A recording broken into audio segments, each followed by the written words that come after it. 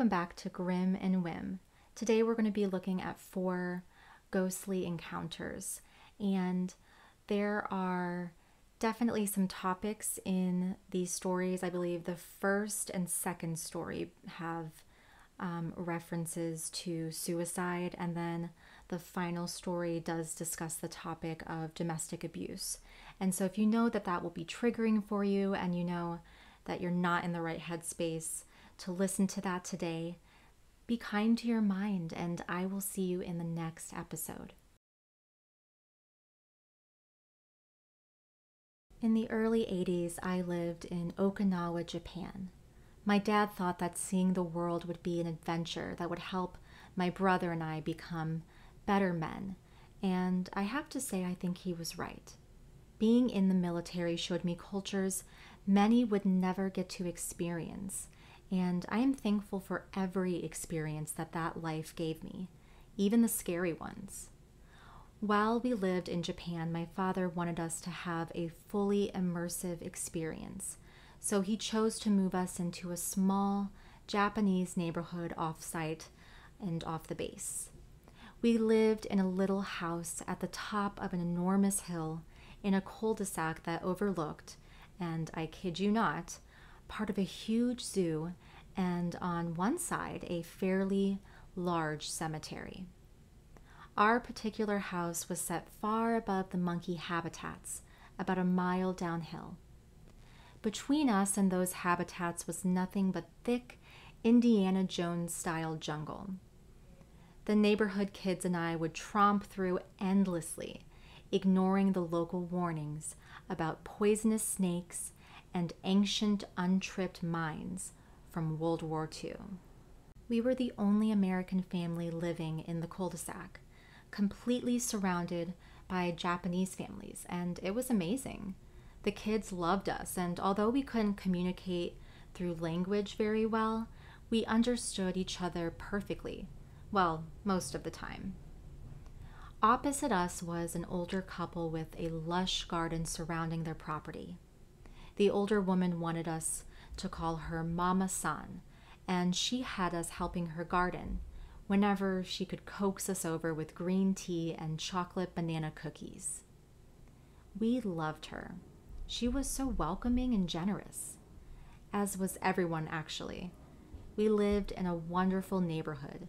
The only drawback to Mama-san's home, however, was that she directly overlooked the cemetery, and that cemetery was unlike any cemetery I had ever seen before.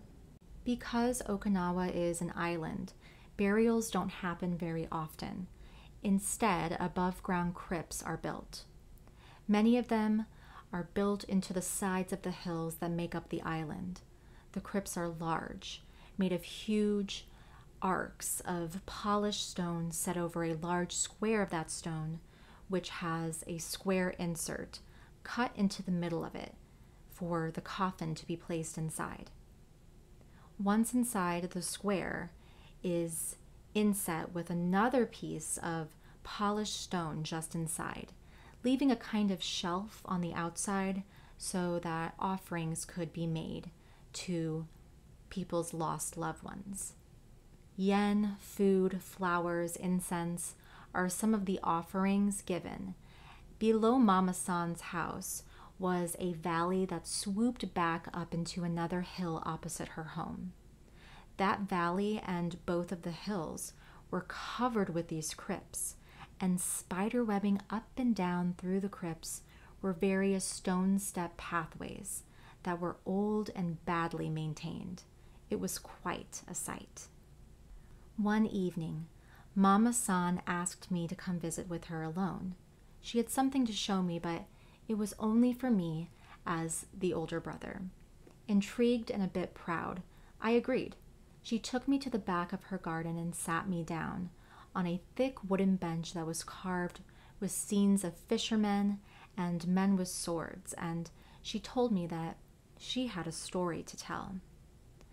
Mama-san then disappeared for a few minutes and soon returned with a tray that held hot green tea and sweet rice cakes. Sitting next to me, she smiled and commented on the colors of the evening sky as the sun began to lower. Mama-san said she had seen me, my brother, and some other kids daring each other to follow a stairway path down into the cemetery. You have to understand, the path from our little home area down to the cemetery consisted of hundreds of steps, many broken or cracking, in and out of bushes and at a steep incline. It would be dangerous for anyone, but the real test was seeing how long we could take walking through the crypts at night. Mama-san wanted to explain why that was a bad idea. Many years ago, during the war, Americans were thought to be devils, monsters that would murder innocent citizens for no reason other than to kill. That fear was the product of wartime propaganda used to encourage young men into the military service and farmers to fight alongside them. But many didn't. Many ran, and with nowhere to go, nowhere to hide, hundreds of Japanese citizens hurled themselves off of a cliffside rather than face torture at the hands of their perceived enemy. I was terrified at hearing this. I had no idea this had happened. I was mortified and hit with such a sadness that I started to cry. The sun was setting and the sky went from pink and blue to a deep orange red. Mama-san reached out and held my hand, telling me not to worry. This was in the past, and the past is something we must always remember so we never go back. She went on with her story. One young woman had followed through with this sacrifice with her 2 children, but she survived the fall. She was in a coma for months, and when she did regain consciousness, she was horrified to realize she was not with her children.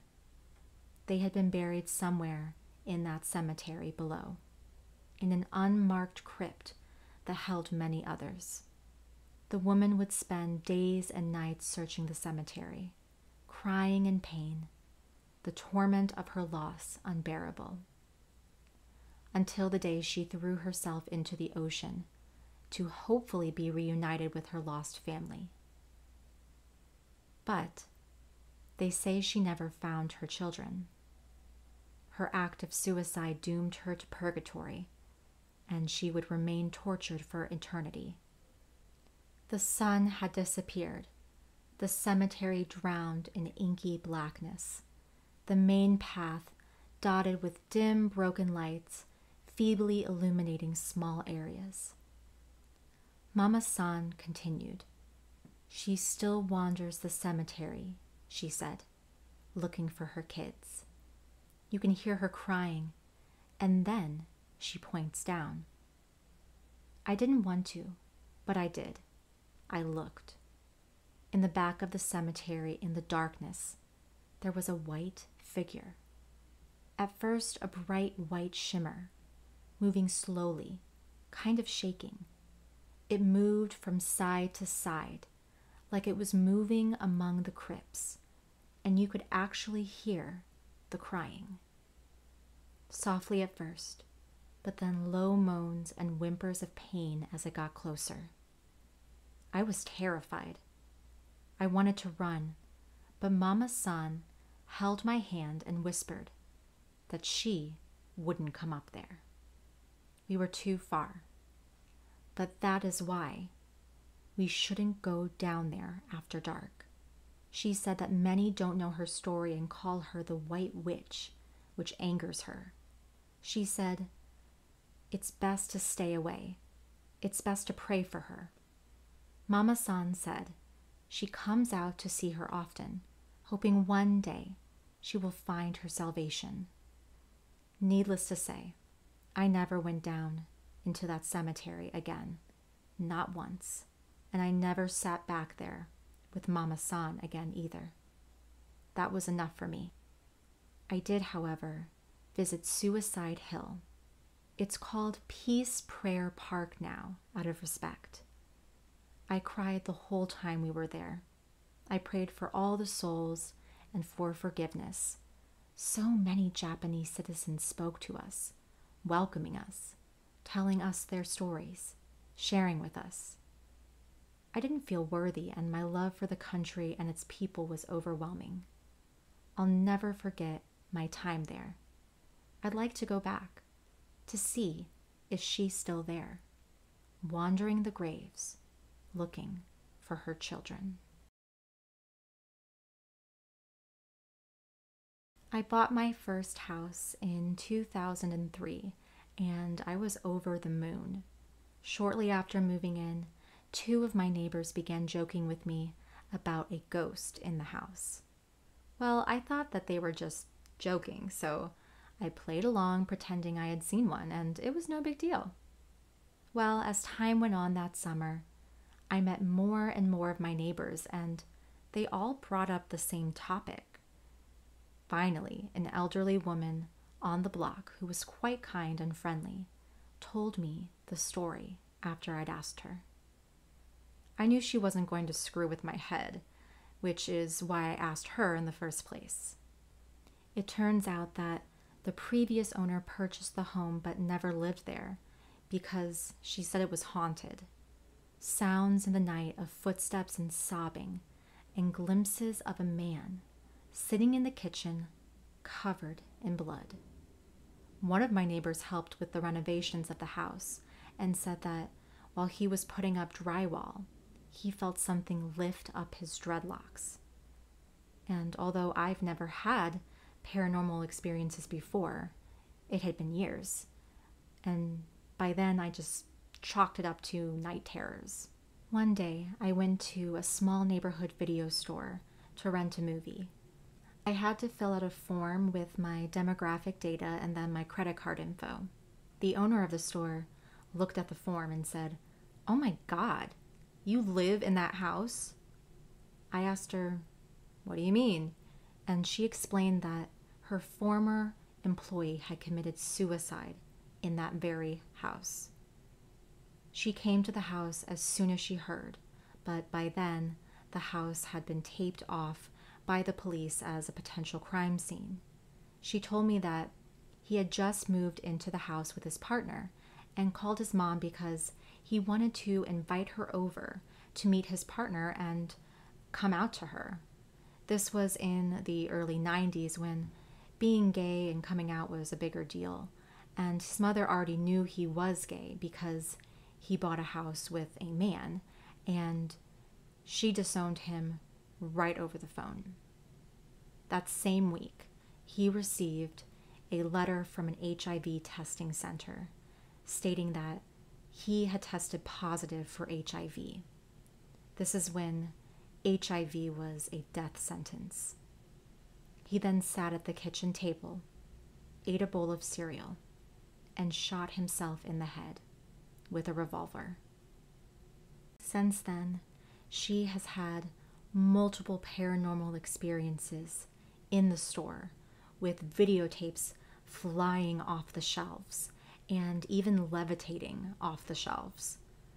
The most I have experienced is sounds at night, sounds of Cheerios being poured into a bowl, and I don't eat cereal, or the sounds of sobbing in the kitchen. I often awaken to both. I remember my grandmother saying, "When the dead come to you, they want something. Perform an act of charity in their name and pray for them." So I did. I sat down at the kitchen table one night and lit a candle and told him that each night I would recite a novena prayer for him. On the 9th night of the first novena to Saint Anthony, who is the patron saint of lost souls, I heard uncontrollable sobbing. I felt a strong presence of grief and despair, and the sound of hyperventilating, as though someone could not catch their breath. I sat in this presence, knowing it wasn't malignant, but rather a connection of intimacy and compassion of which he was in need. For 45 days, I said the novena prayer before a lit candle for his soul and had a mass said in his name.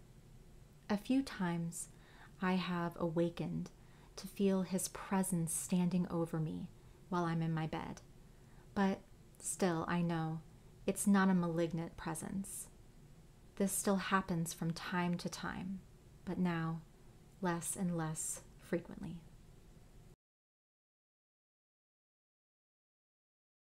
In 2013, my wife and I divorced, and we both moved into separate homes. The divorce went well, and we are still good friends to this day, partly because we have a daughter together. We agreed to split custody over our daughter, and I rented an old house in a historic district in the city where we live. It was a very pretty home, built in 1935, but kept up very well. I would have my daughter 2 weeks at a time, and she had a bedroom in the back of the house. She was 3 years old at the time, and I kept noticing her talking to her friend. One day, I found her in a little closet talking to someone, and I remember her saying that she was talking to another little girl named Betty. I had no idea where she had heard the name Betty, as she was only 3 years old, but I just chalked it all up to a child's vivid imagination. Keep in mind, I am a single dad to a little girl. I really have no idea what I'm doing when it comes to dressing her or her hair or just little girl stuff in general. Her mother is good at that stuff, but not me. I put my daughter to bed one night after her bath. I remember brushing her hair that night, but that was all I did. The very next morning, her mom went to her bedroom to find that my daughter's hair was fixed in 2 perfect French braids. Her mom was real proud of me at first that I had done her hair so cute, but I told her I didn't, and I couldn't do that. I can't even braid her hair, much less do perfect French braids.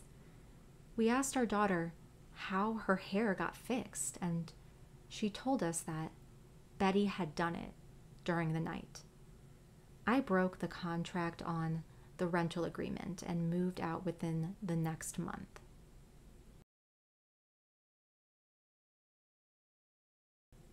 In 2020, at the beginning of COVID, I had just given birth, and at this time I could only have one other person in the room with me my entire stay at the hospital. Of course, my kid's father was there, but on like the 3rd day, he left to clean up our house and get everything prepared for me and the baby. I had gotten sick and had a C-section, so I had to stay for about 4 to 5 days. While he was away, a nurse named Kelly said that she would be helping me throughout the day and spending time with me so I don't feel alone while my husband was gone. I couldn't really hold my baby due to me being so sick and the pain from the C-section, so my nurses would come in every time it was time to feed. I noticed that when they came in, they wouldn't acknowledge Kelly, and she would go to the farthest part of the room and she would tell me, "I'm just going to get out of the way." Now, she did tell me that she didn't specialize in what they did, and she was really there for comfort. And so I didn't really question anything. The entire day, she was so helpful and encouraging to me. I really believe that I would have broken down if she wasn't in there with me. She was such a sweetheart. Well, after about 5 or 6 hours, she told me that she had to leave and that she would come visit me before her shift was over, just to see how I was doing. She hugged me and blew a kiss at my baby, and then walked out of the room. Later that night, the dad came back and he was very upset. He had told me some stuff happened with his mom and that he was sorry he took so long. I was upset, but I told him a nurse named Kelly had kept me company. As I'm telling him about her, my nurse is changing my sheets and she's like, "Who is Kelly?" I explained and she said, that nobody named Kelly was in my room or working that day. So I instantly thought about those women who would pretend to be nurses and kidnap children. But my nurse told me that I may be hallucinating, and she told my doctor. I talked to my doctor and he said the same thing. Well, a couple of hours later, a nurse that I didn't recognize came in my room and said, "I know this might sound crazy, but everyone on the floor is talking about you seeing Kelly." I said, "Yeah, she was here for like 7 hours today and she helped out a lot." We're smiling and laughing while I was telling her about Kelly and how sweet and funny she was. Then she pulled up her phone and showed me pictures of her and Kelly that looked like they were around maybe like the 2000s, early 2000s. I was smiling knowing that I wasn't hallucinating. Then she sat me down and told me that Kelly died over 10 years ago from domestic violence with her boyfriend. I wasn't too shocked because my entire life I've been dealing with the paranormal. But I got chills because I never had an encounter this deep. The lady gave me a hug and started crying, saying, "Now I know that she's okay." Since that day, I've been wondering, why did Kelly come in my room and help me? And I kind of wish I could see her again. Thank you so much for watching this video. And if you liked the style of the video, make sure to give it a like. It definitely helps me out. And if you want to see more of me, I make content every Sunday, and you can subscribe here to this channel, or you can find the podcast version of Grim and Whim on Apple Podcasts and on Spotify. Thank you so much for joining me. It's goodbye for now, but I hope to haunt you again soon.